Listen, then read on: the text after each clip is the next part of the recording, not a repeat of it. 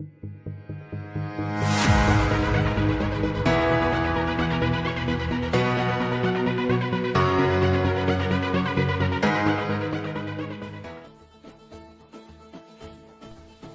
بروز اتوار تمام ممبرز بالخصوص ایڈمن حضرات کو بانلی بازار میں افطار کی دعوت دی جاتی ہے۔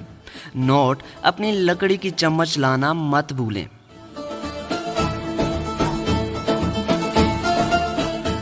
تو ان بھائی صاحب کا کہنا تھا کہ ارطغرل دیکھنے کے بعد اپنے ہی سگے کزن سلیبی اور منگول لگنے لگے ہیں۔ ہم آپ کا دکھ ضرور سمجھ سکتے ہیں، کیونکہ آپ کے کزنز میں بھی وہ تاریخی ٹاپرز ہوں گے جن کی وجہ سے آپ کو صبح و شام تانے ملتے ہوں گے۔ آج کے بعد ارطغرل بالکل بھی نہیں دیکھنا، کیونکہ تھک ہار کے کچھ دیر کے لیے جب سو جاؤ تو خواب میں بھی گھوڑے اور تلواریں ہی چلتی رہتی ہیں۔ ارے واہ بھائی صاحب، آپ کی تو روح بھی جنگجو ہے۔ السلام علیکم ناظرین، میں ہوں انیس عارف اور آپ دیکھ رہے ہیں دا انٹرنل ٹروتھ۔ ناظرین، آج کی ویڈیو میں ہم آپ کو ڈرامہ سیریل ارطغرل پر موجود عوام کی کچھ ایسے مزیدار تجزیے دکھانے اور سنانے والے ہیں، مگر حسب روایت آپ سے صرف ایک ہی گزارش ہوتی ہے کہ ہمارے چینل کو ضرور سبسکرائب کر دیں، ویڈیو کو لائک کر دیں اور ساتھ ہی ساتھ بیل والے آئیکن کو ضرور پریس کیجیے گا تاکہ آئندہ آنے والی ویڈیوز بھی آپ کو اسی طرح بآسانی ملتی رہیں۔ شکریہ۔ لو جی، اب ان بھائی صاحب کی چول بھی سنیے۔ ارطغرل دیکھنے کے بعد اب موٹر سائیکل اچھا نہیں لگتا، گھوڑا خریدنے کو دل کر رہا ہے۔ مجھے لگتا ہے کہ جگانی پر ان کا بھی دل آ چکا ہے، مگر بھائی صاحب چلائے گا کون؟ ویسے لپسٹک تو 1884 میں ایجاد ہوئی تھی، پھر 1230 کی دہائی میں حلیمہ سلطان نے کہاں سے خریدی؟ معصومانہ سوال۔ ارے بھائی صاحب، اتنا غور تو آپ نے اپنی محبوبہ پہ بھی نہیں کیا ہوگا کہ جتنا آپ حلیمہ سلطان کے ہونٹوں پہ کر رہے ہیں۔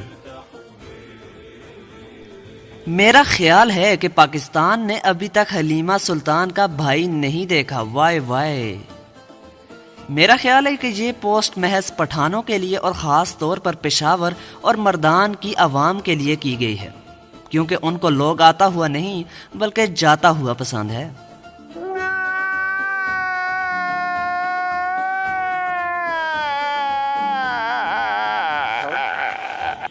ایک اور بھائی صاحب کا کہنا تھا کہ ارطغرل دیکھنے کے بعد مجھے گھر میں رہنا بالکل بھی اچھا نہیں لگ رہا، مجھے تو خیمے میں رہنا ہے۔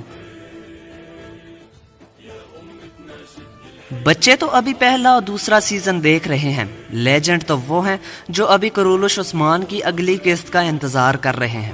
تو کون کون ہے لیجنڈ؟ ذرا حاضری کریں نا کمنٹس میں۔ تو لیں پاپا کی گڑیا کی پوسٹ پڑھیں۔ یا اللہ، ترکی کے لڑکے پاکستان میں پھینک دے اور پاکستانی لڑکے سمندر میں پھینک دے۔ تو کوئی ان سے معصومانہ سوال کرے کہ ان کے والد بھی تو پاکستانی ہیں۔ واچنگ دریلش وتھ سب ٹائٹل بھی لائک۔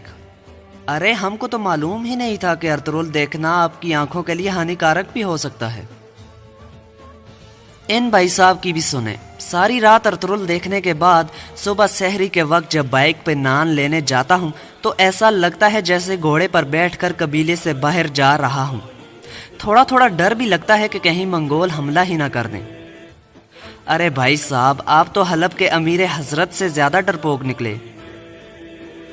سب کے سب ارطغرل غازی خود کو سمجھ رہے ہیں اور کام سارے کے سارے گردوغلوں والے کر رہے ہیں، کیونکہ چینل کو سبسکرائب نہ کرنا بھی گردوغلوں کا ہی کام ہے۔ تحقیق سے معلوم ہوا ہے کہ ماہ رمضان میں چاچے گردوغلوں کو سب سے زیادہ لعنتیں وصول کرنے کا شرف نصیب ہوگا۔ تو پاکستانی عوام کے لیے شیطان کی جگہ گردوغلوں نے لے لی ہے۔